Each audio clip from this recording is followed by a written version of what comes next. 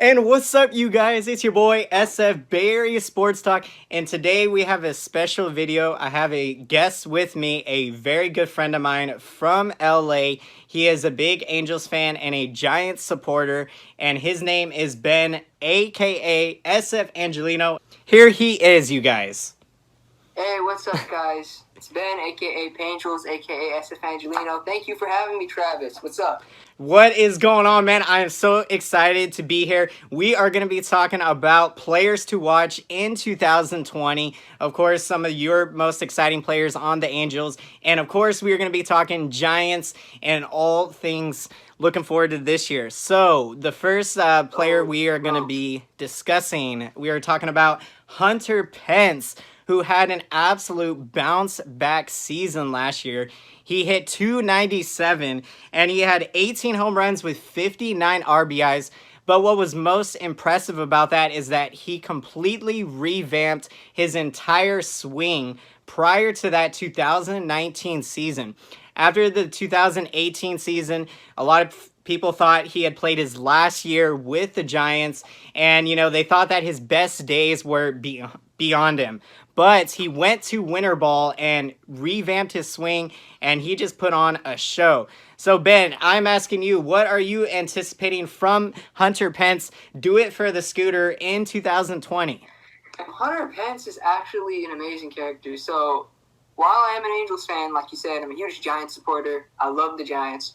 And Hunter Pence was specifically one of my favorite players when I watched the Giants. Like, this dude's absolutely amazing.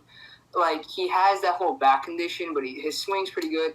And it was kind of unfortunate because the Rangers are a divisional rival for us, and I've actually saw him play. I went to an Angels game last year. He was actually the final out, I think. What? Dang. Yeah, he was the final out of the game. He grounded out, and the Angels won. Pretty good game. But Hunter Pence is a very interesting character. I don't like the Rangers, being an Angels fan. I mean, I saw that Fox documentary about him, so I really appreciate the Rangers for giving him that chance. And I'm just happy he bounced back for the Rangers. Although, it's just amazing because Hunter Pence, I'll even admit, I thought he was done for. I thought he was going to go. I thought he was probably going to I didn't even think he was going to make it back to the MLB, probably going to be in a minor league deal for the rest of his career and then retire in a couple years. But he actually made it to the ASG. He at least got voted as an all-star, and it was pretty amazing. Dude, absolutely amazing. Man, dude, you could not have said it any better. And, those are the stories we love to root for. Not a lot of people saw it coming. And, you love when these athletes show the rest of the world how it's done.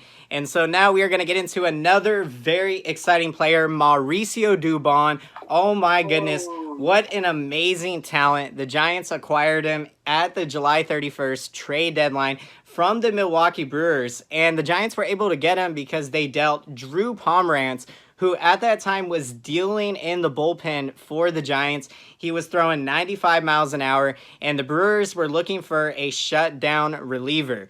And so they were willing to give up an all-star talent in Dubon. And so you have to love Farhan Zaidi, the move he made there. He absolutely nailed that trade and brought in Dubon. And we've seen him, he has played a lot in spring training all over the field. He's played center field. We've seen him play all over the infield, third base. He primarily played second base. And so if we look at his numbers, he as a rookie, let's see. So he appeared in 28 games with the Giants, and he was amazing, hitting .279, clubbed 4 home runs with 9 RBIs. And so, Ben, what are your predictions on Dubon? The Giants did bring in Wilmer Flores, so, Flores could be getting a lot of starts, but do you think Dubon is going to be a super utility player, or do you think he is going to blossom into an everyday starter, and Gabe Kapler is just not going to have a choice but to insert his name into the lineup? To be frank, I think he's going to blossom into an all-star. Dubon is currently my favorite Giant after Posey. And that's just because of the player that he is. His backstory was something that absolutely blew me away. Like, he grew up a Giants fan, and it was pretty cool. I still remember. I think I was in Manchester at the time or London, one of the two places, when the trade deadline happened, and I didn't have internet. So when I opened up my phone, all I saw were people freaking out like, Dubon's gonna get traded. That means Bumgarner's gonna go. And I looked through my things and I see Dubon traded for Pomeranz and Ray Black, I believe it was. And I was like, that's it? Those two dudes? Like, a starter and a reliever? Like, that's it? Wow. Like, Farhan really fleeced the Brewers on that trade. Dude. Absolutely killed them. Like, we got... And I'm really excited because I genuinely like Mauricio Dubon. That was my favorite trade, probably, that entire thing. Just Dubon for that little of a price. Like... Dude, I was blown away, and I personally have high expectations for Dubon. Dubon, again, like I said, is my favorite Giant currently, and from the little things we've seen so far, he's been pretty good. So I personally think Dubon's going to be great as a Giant. I think he's going to be the leader of the Giants, in a sense, of the future Giants core, because if you look at what Farhan's doing. And unfortunately, Farhan gets a lot of criticism from Giants fans for this. But if you look at what he's doing, he's no longer taking the old Giants way of, looking at... We're going to reward players on past performance, right? Yeah, past performance. He's looking at future performance. And that's something that this Giants team has been needing since 2017. And Farhan's finally put us in the right direction. We are rebuilding. But my prediction for Dubon, not for 2020, but for maybe the 20th decade, is that this Giants core is going to be amazing. You're going to have Joey Bart. You're going to have Will Wilson, who you guys acquired from us. Dude. You're going to have, who else? You're gonna have... We got Julio Ramos, an up-and-coming center fielder, and we got another big starter coming up, Sean Jelly. He's like 6'11", man. That guy's insane. Yeah. Hunter Bishop. Another guy that is from the Bay Area. I think he's from San Ramon. He grew up going to Oracle Park. Dude. So you have like all these, and I think that Mauricio Dubon's going to be a leader for them. And they hope. All I'm saying is, give him a couple years. This Giants team is going to be something special. Dude, I couldn't agree more with you. You definitely said it there. Because in 2017, they just weren't doing a whole lot. They were, rewarding guys on past performance. And, we weren't really going in the right direction. And since Zaidi has taken over, I mean, no one even expected us to go as deep into the season in 2019 in playoff contention. I mean, by August 25th, the Giants were still within like 5.5 games of a playoff spot. So we still were knocking on the door just going into September. But unfortunately, we had a bad month of September, and the 2019 Giants didn't make it to the postseason. But there's so much to be excited about going into the future. All right, Ben, so I'm going to ask you now, the Angels have one of the most exciting players in all of baseball, Mike Trout. So my question to you, what do you think he's going to do in 2020? And have we seen this guy reach the ceiling, or can this guy go through the ceiling and get even better? Mike Trout is Mike Trout. Like, that's all I can say. Mike Trout is Mike Trout. This dude is he could do it all. And I mean, in my years of watching baseball, I haven't been really much of the longest baseball fan compared to like you or other fans. But baseball, like Mike Trout is something special. Like, he can do it. Like I said, he can do it all. He has good power, good defense, good speed, good contact, good everything. Like, this guy can do it all. Honestly, I feel like the ceiling, if he go past the ceiling, he'll be doing much more than we can ask. Like, Mike Trout is only one player. And what I think about him is that he could go through the ceiling, or this could be a ceiling. And for all I know, I don't care, because right now he's an amazing player. He's just won MVP. And in 2020, I don't really see anything changing. I think he's still going to be as dominant as he was the past few years. He's definitely a great player. I'm honestly super blessed that in my opinion, Mike Trout is obviously my favorite baseball player of all time. No questions asked. There could be no one that could beat Mike Trout unless there's another Mike Trout. But for right now, at least, Mike Trout's my favorite player of all time. And I'm just really blessed to see him as an Angel. You know, like, he plays for my team, and I'm just really blessed to see that. And it sucks because the Angels don't really have great pitching to support Mike Trout and, like, you know, the lineup, because this Angels lineup is very good too. But, like, we just don't have that great of pitching. That really, like, you know, that kind of ticks me off personally as an Angels fan myself. I think that Mike Trout should be going to the playoffs every single year. But as we all know, baseball is not a one-player sport. It's not a superstar sport. It's a team sport. And you need to have everything good in order to go to the playoffs. But hopefully, you know, things change around. Maybe this year the pitching could get a little better. You know, maybe the pitchers that we acquired could have breakout years for all we know. But, I mean, still. Dude, I know. Man, dude, I couldn't agree more with you. I was going to say, yeah, that's been one of the toughest things for me to see is that how, you know, Mike Trout hasn't really had the opportunity to go to the playoffs, you know, consistently. Because, you know, when you're that type of talent and, you know, you want to see those guys play some games at the highest level and compete. And so hopefully, you know, this could be the transition for the Angels. They're going to build a really solid team around Mike Trout that's going to compete year in and year out. And that's going to be so exciting. Yeah. Again, he could improve. He can become a better player. That's possible. Or he could just remain the same, be dominant for all we know. I think Mike Trout is Mike Trout.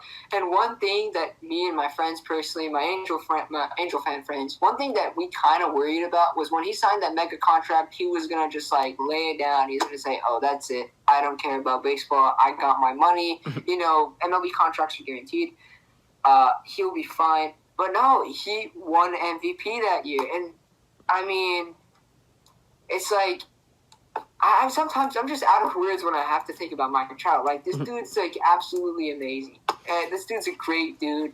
You know, Angel fans cannot praise him enough. Like, we're, like, absolutely blessed, and we're absolutely, like, you know, like, it is literally amazing that we have Mike Trout. Dude, absolutely amazing. So now, who on the Angels are you most excited to see, or who is upcoming, in your opinion, that is going to, you know, that we should keep our radar on? You know, there's just a lot of players on the Angels that, like, you know, it's crazy because take away Mike Trout from this team, and I would actually argue that the Angels are still a pretty solid team without Mike Trout. You know, like, Shohei Ohtani is a good example. This guy is throwing over 100 miles per hour off the mound. Obviously, when he comes back on the mound, he's going to be a little rusty, but, I mean, he's still doing pretty well. He was supposed to be back around this time, but as we all know, the season hasn't started, so this has, you know, more time for him to practice. Ohtani, I do have really high expectations for Ohtani. And I personally believe, and this might be an unpopular opinion among other baseball fans, but oh well. If Ohtani wasn't injured, he would definitely, no doubt, be a top 10 player right now in the MLB. You saw those few games that he had against, like, you know, and like when he first was part of the league, this dude was absolutely amazing. Dude. He was crushing home runs. He was striking out players. Like, this dude is, like, Ohtani is something else. He was doing things we haven't seen since Babe Ruth. Yeah, Ohtani is our generation of Babe Ruth. You know, he's not called the Japanese Babe Ruth for no reason. You know, and even in, like, the American League, where he's still crushing it. He's still pitching so well. He's still crushing the ball. Like, Ohtani is amazing as a player, personally. And again, I'm just super, you know, happy that we have a player like Ohtani on the Angels. Like, you know, we have Mike Trout, who's our generation's greatest player. We have Ohtani, who many consider the second coming of Babe Ruth. And then not only that, you have Anthony Rendon, one of the better third basemen in the league right now. You know, I personally think he is a top 3B in the league. But, you know, people argue that Chapman is better. People argue that Arenado is better. And those are valid arguments. Mm-hmm. But Rendon's still a top 3B in the league. And not only that, you know, some of our lesser known players like Andrelton Simmons, that guy is pretty good. He's very good on defense. He's very good on offense. He goes under the radar. David Fletcher, a fan favorite. You know, one of the first things that I liked about the Angels was David Fletcher. Like, This dude can crush the ball. This dude can hit. He's young. He's developing. He's great. And he became an Angels fan favorite over Twitter, as we saw. Like, you know, they got him trending, even blowing up. Dang. It was pretty fun. David Fletcher is still a great player, regardless. And you know, we have David Fletcher, and then we have players like, you know, what I like to think is the fact that Albert Pujols is technically considered our worst player in our lineup. And that's just something weird to say. Albert Pujols is the worst player in your lineup. Granted, he's old. He can still hit, but he's old. But if you go and tell anyone that, bro, in 2020, the worst players on the Angels lineup is Albert Pujols, he'll probably think you're like, are you okay? It's Right. like, it's crazy. It's like this Angels lineup, like, there's just so much depth and there's so much talent in this Angels lineup that goes under the radar. Like, yeah, there's other good lineups in the MLB. The Dodgers lineup is amazing. The Yankees lineup is good. The Astros lineup, you know, despite allegations, is also pretty good. But the Angels lineup flies under the radar so much, yet it is such a good lineup. Like, there's so much talent. There's so much. And had they required Jock Peterson, I would say that the Angels are probably arguably the best lineup in baseball. And that deal fell through, right? The Yeah. Jock Peterson, yeah. So, man, dude, now, what are your final predictions for 2020? How do you think the Angels are going to fare, if you're going to be honest? The Angels, personally, We're probably looking at about 100-game season, so keep that in mind as well. In terms, 100-game season. So I honestly don't know how that'll affect this. I do know that the Angels are a team that's unfortunately plagued with injuries. The players get injured way too much, and that's something that typically brings us to like an 80-win team when they could be a 90-plus win team. Just injuries really hurt the team. Like, they really plague, and they badly hurt the team. You know, like, the Angels just have awful luck.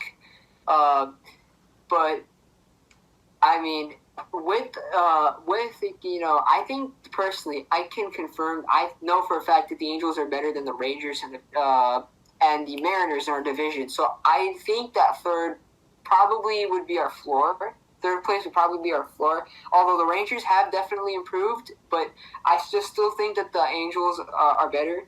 But then you have the A's in our division, which are really good, and then you have the Astros.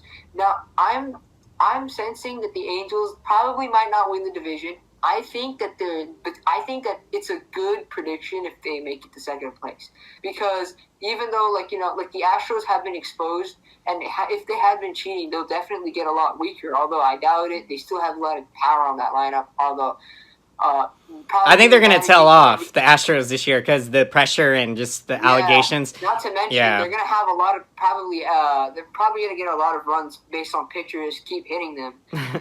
Yeah. But I mean, the Astros probably still have a good lineup for all we know. They will definitely have a lot less wins than normal for sure. But I could still see them like, you know, beating the Angels and the A's in divisional race. Mm-hmm. I think that the Angels might make it to second place. Yeah, I think second or third place is a solid pick for the Angels. And I think they would be in the running for the wild card with there being 2 wild cards in each league. So that would be very exciting.